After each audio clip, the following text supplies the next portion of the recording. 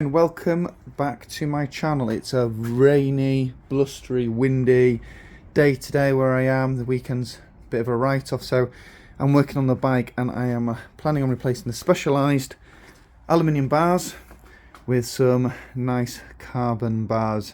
So these are the standard 780mm bars. I think they've got a 30-degree rise. I'm not sure about the sweep. And with the bike being quite heavy, we've been on it for longer, I am finding I'm getting wrist ache. I don't know, that's because the 780s and I normally use 800s. Definitely aluminium is less forgiving, so I run 800mm carbon bars on my Levo SL.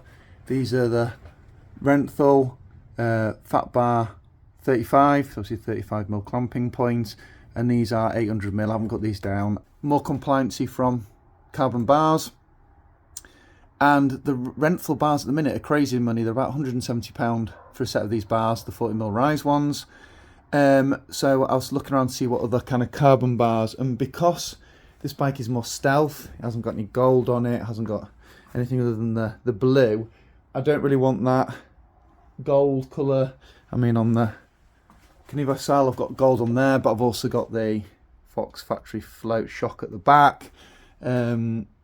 So yeah, on this one I wanted to kind of keep it a bit more stealth. So as I say, I went out to the market to look and see what bar options are available that aren't stupid money. And I went for these race-faced Next R carbon bars. So these have got, I think it's a 35-degree rise. I'm not sure of the sweep and the sweep up and sweep back. I'll put that in the video. So these are a bit more subtle with the graphics versus the Renthal bars, and I got these at a great price. I got these from Winstanley's Bikes. They didn't have them in stock. It took about a month for them to turn up, but that's fine, wasn't in a rush, and they were £100 delivered. So a great price for a great bar. And what I didn't realise with these bars, I need to check Renthal and other vendors like One Up, but these have got a lifetime guarantee and a crash replacement guarantee as well. A lot of people worry about running carbon and go, oh, well, it could just snap on me, blah, blah, blah. Yeah, aluminium can fatigue and break on you as well. Years ago, I managed to snap a pair of Ozonic double wall riser bars. I don't remember them. It's going back probably 20 years, but they were supposed to be unsnappable, and I did. So nothing's unbreakable.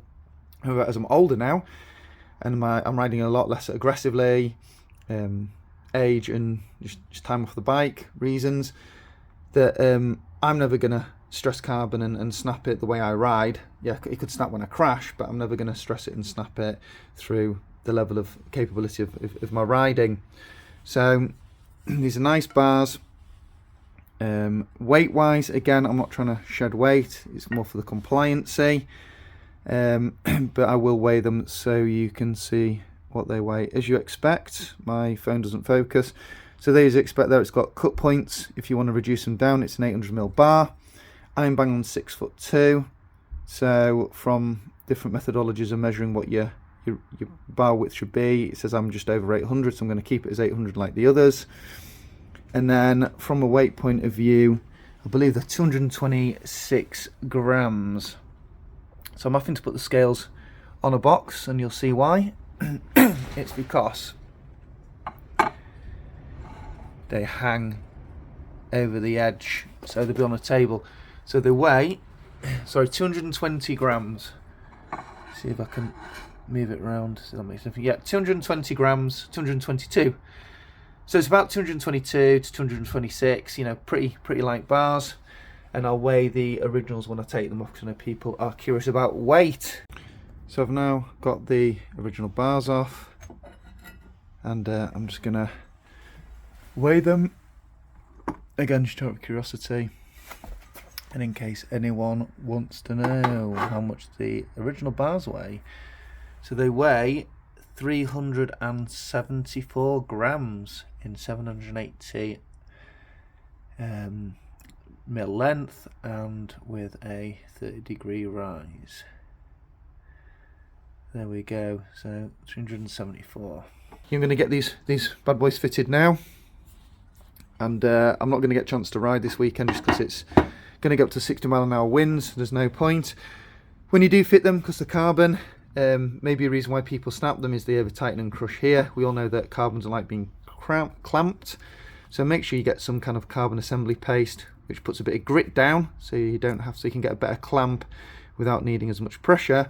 And I've got the digital torque wrench, so making sure you're torquing the stem to the correct amount is critical again with carbon. So again, that might be a reason why people crash or snap these, because they might compromise the carbon fibre when clamping it down. So I'll get them fitted and show you what they look like. And here we go, here are the bars fitted.